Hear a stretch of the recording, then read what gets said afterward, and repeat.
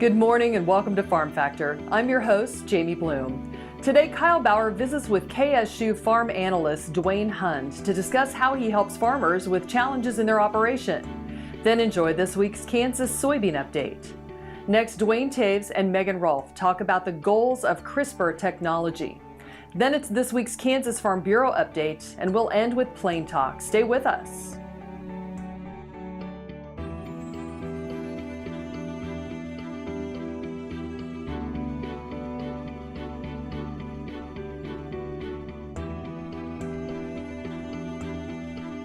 Closed captioning brought to you by Ag Promo Source. Together we grow.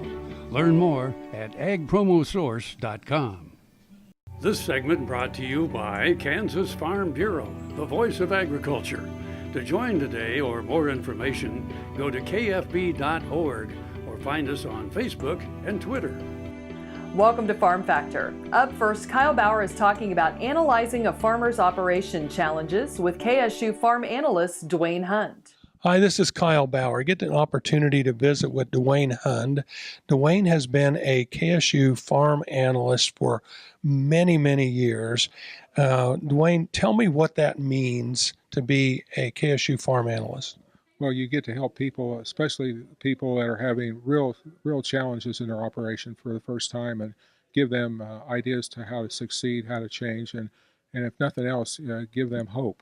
And so many times farm families run into bumps in the road. Some of them can be very significant, and they need somebody they can relate to. And our team of farm analysts are all involved in production agriculture, and we can relate to the problems that these families have.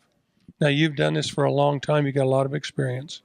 Yes, I've been at this since the farm crisis of the 80s. I started in 1985, and I worked with over 1,000 families in the last 33 years.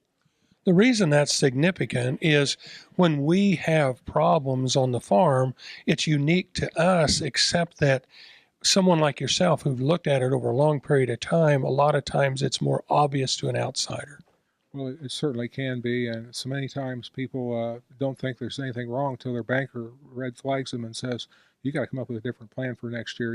Things aren't going well, and they don't understand, well, what's not going well? We're making money. Our taxes say we're paying taxes, but they may be robbing inventories in the process if they don't know how to do balance sheets and understand the complexity of accrual accounting. So those are all things that we help families with so that they can get a firm hold on what the realities actually are.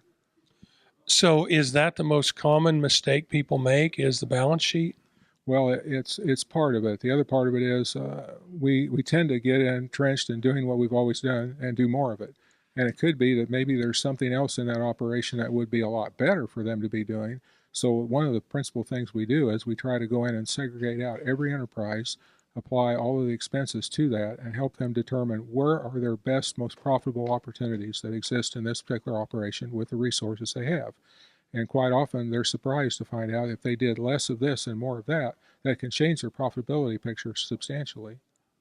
So it sounds like that sort of an analysis might be good even before the banker sends you in that direction. Absolutely, and we really appreciate the people that come to us without the banker prodding them to do something different, and just have the opportunity to work with them in a proactive stance and help them come up with some ideas that make them even better.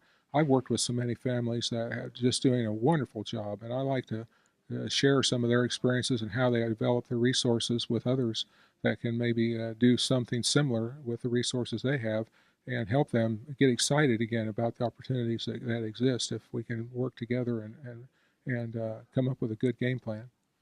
Are those costs subsidized in some way? Costs for your services? Yes. We take referrals from the Kansas Ag Mediation Service. Probably about 50% of our workload a year comes from them. And they have a grant program that assists people in paying for our services. But we have a number of families across the state that have us come out annually and pay the full $450, $500 fee to have us come out and spend a day and analyze. In fact, I've got several families that say it's probably one of the most cost-effective and best investments they make each year. Visiting with Duane Hund. He's a farm analyst with KSU. This is Kyle Bauer reporting. Back to you, Jamie.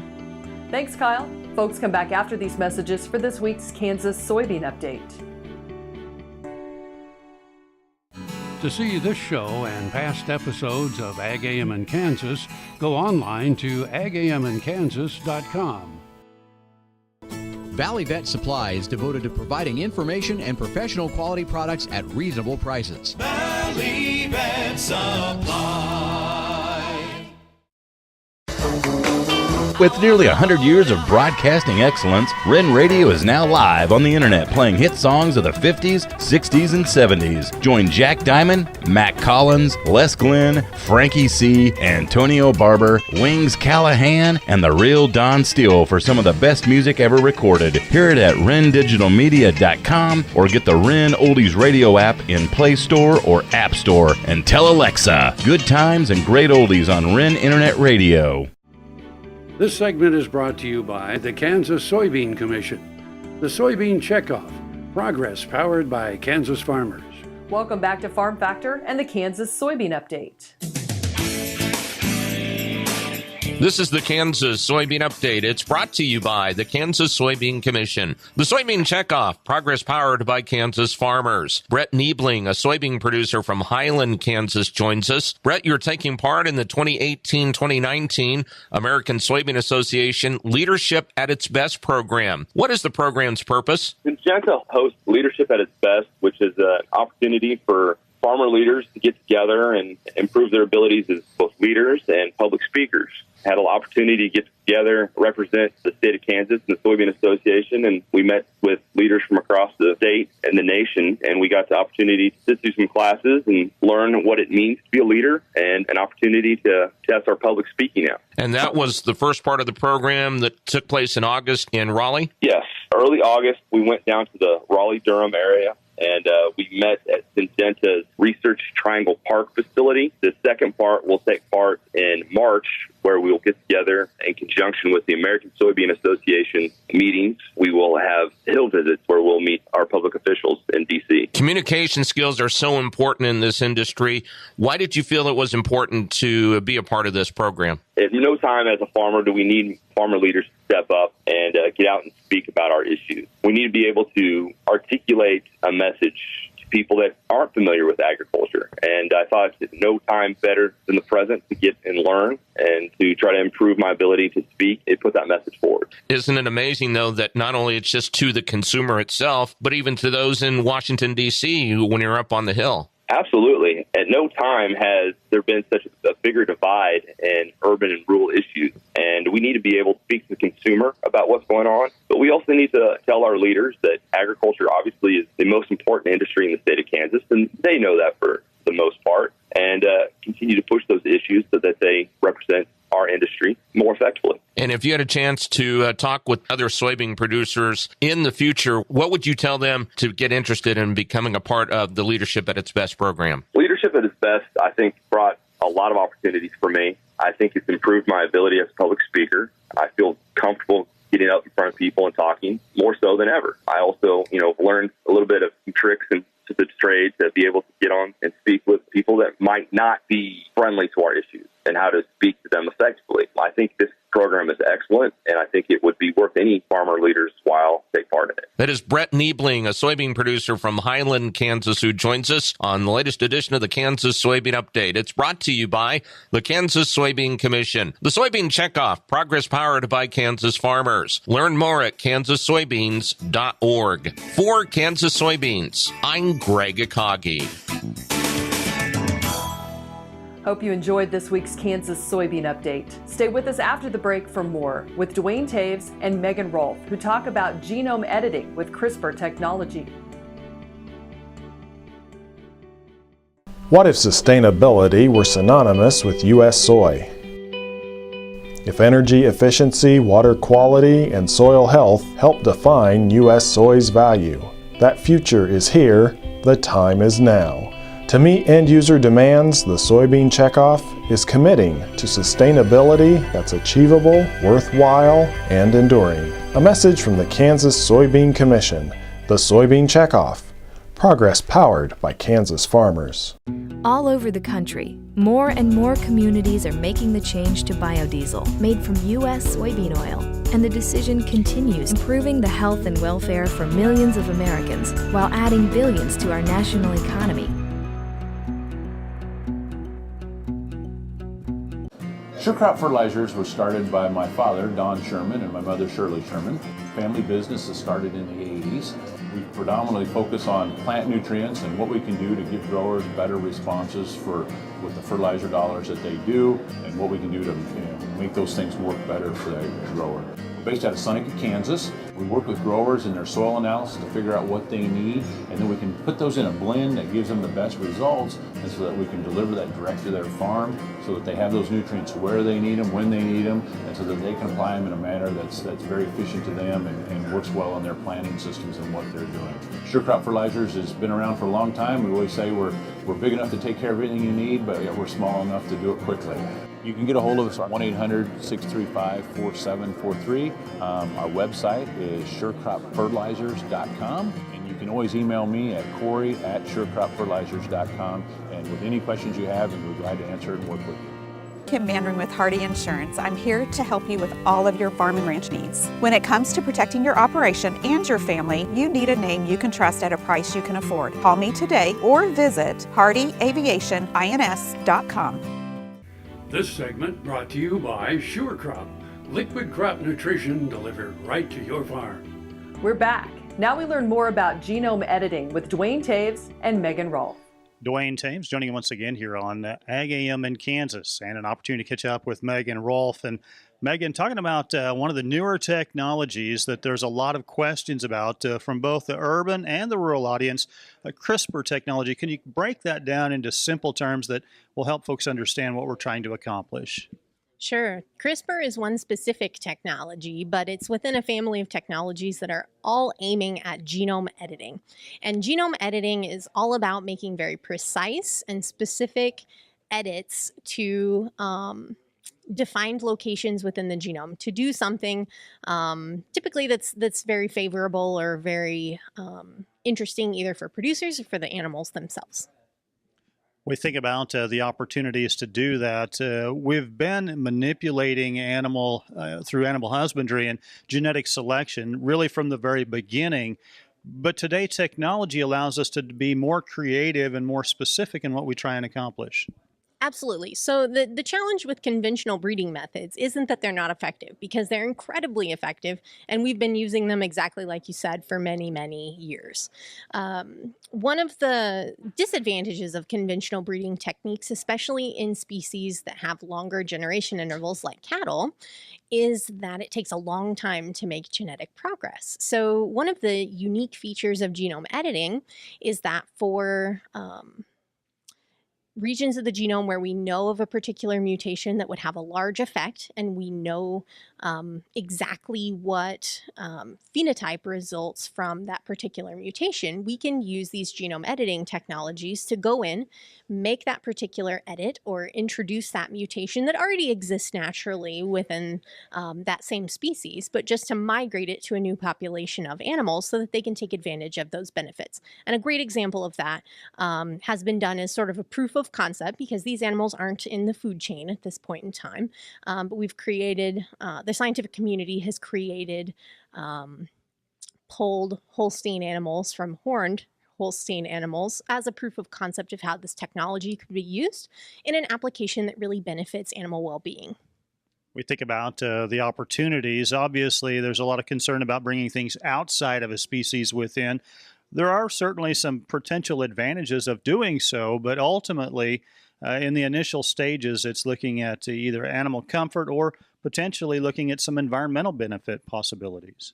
Absolutely. So things that have been tackled thus far are things like making horned animals polled so that they don't go through a painful process of dehorning to protect the animals themselves and the animals they live with, as well as the people handling them, or making, for example, pigs more environmentally friendly that excrete less nutrients in their waste products, or making the animals more disease resistant. Another proof of concept has been to utilize genome editing to make a myostatin mutation to make animals more muscular, and that can be useful when we're thinking about feeding a growing population of people.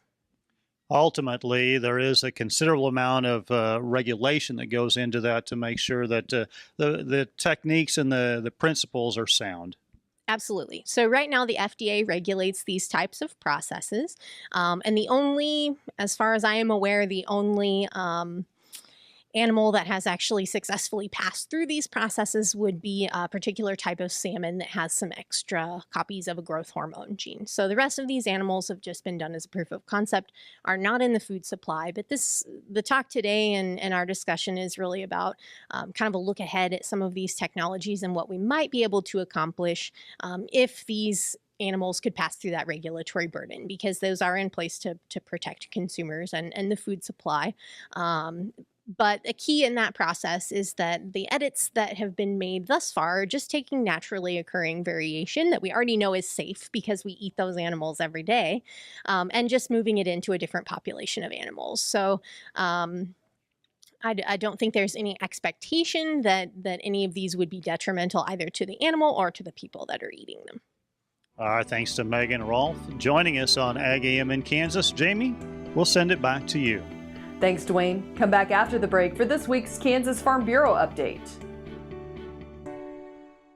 KFRM is one of the largest farm radio stations in the nation, dedicated to informing and entertaining rural listeners from northern Oklahoma to southwestern Nebraska.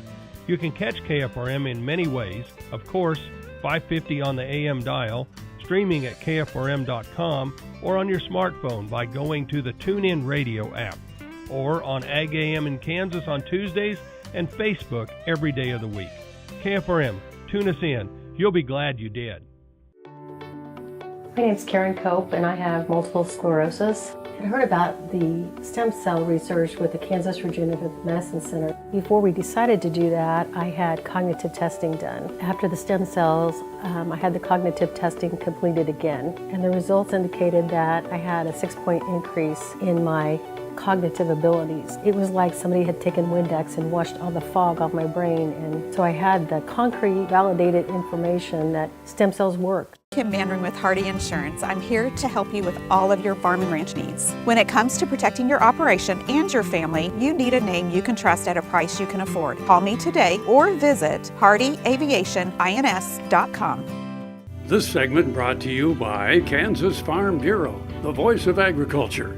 To join today or more information, go to kfb.org or find us on Facebook and Twitter. Welcome back to Farm Factor and the Kansas Farm Bureau update. My name's Joe Newland. I'm the 3rd District Director from Southeast Kansas. And with Kansas Farm Bureau, I get to travel around to 10 different counties in our area and visit with the counties of what Farm Bureau members think of what we do and what actually Farm Bureau means to them. I think probably the biggest concern is on the legislative side, the policy side more directly, and so that we want to make sure our members their voices are heard and what affects their life every day. Our members want that, and they know that they don't have the time to spend in Topeka or DC, and so they depend on an organization like ours. And since we are the largest general farm organization in the state, I think that voice resonates with them. I think that's what sets us apart, from other farm organizations. Our Vote FBF process starts at the grassroots level with each county. So, each county promotes and discusses, determines which candidate most helps them, and so with that, you can make your recommendation then to the state level. Stay with us. We'll be back after the break with Plain Talk.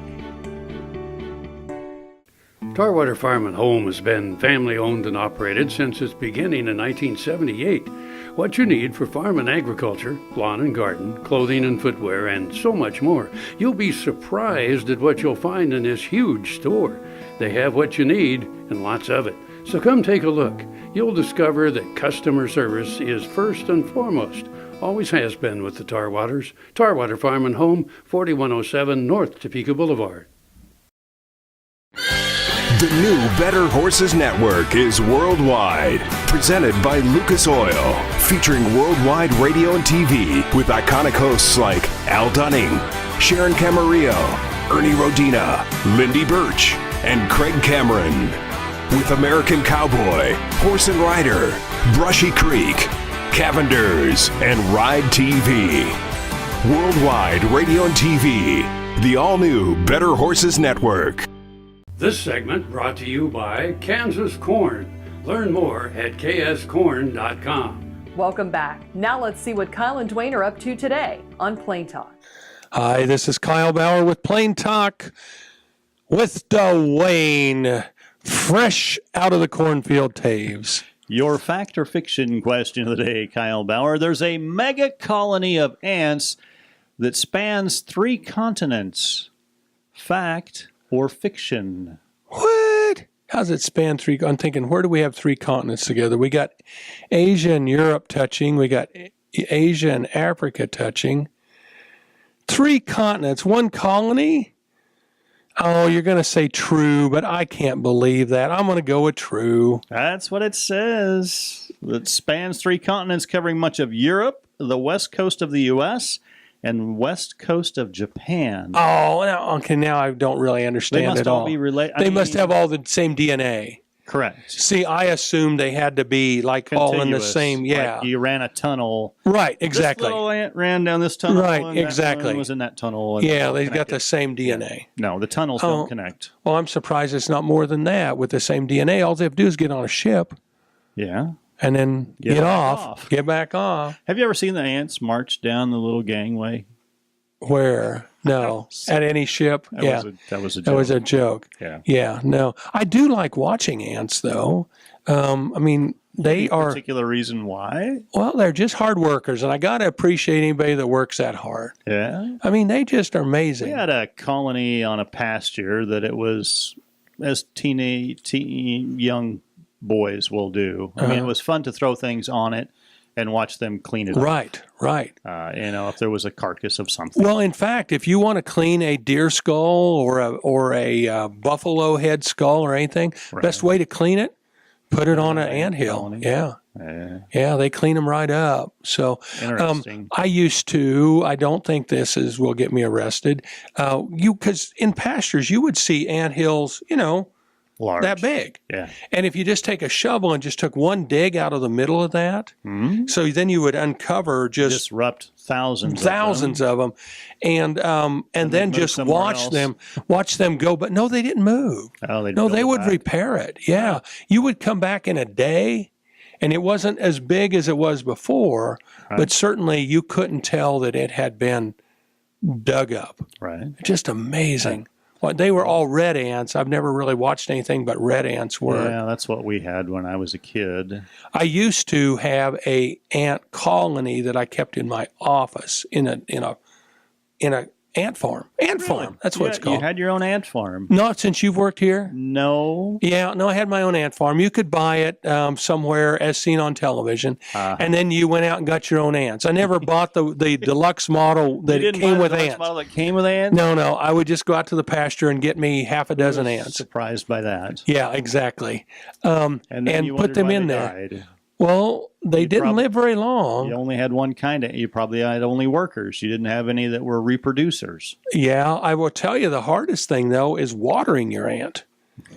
Well, I mean, how do you water an ant? How much water do you put in there? I think an ant probably sustains its liquid load from the things that it eats. Okay, what if you put breadcrumbs in there? Is that enough? There's plenty of moisture in a breadcrumb. All right. Well, I would water them from time to time. Get a little eyedropper. No, it wasn't. I would just put some moisture in the soil because I figured that they could get it from that. Well, and they would last a couple weeks. I think they probably died of thirst. What did you feed them? Oh, anything. Grass, usually grass. I'd take a blade of grass in there. They should have got I'd usually put a blade of grass in there and just put a few drops of moisture, and they would make their tunnels and tunnel around, but never could make them sustain. Of course, like you said, I think I had all male ants.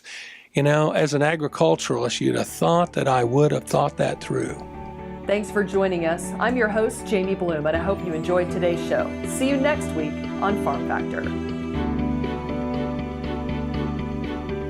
Closed captioning brought to you by Ag Promo Source. Together we grow. Learn more at agpromosource.com.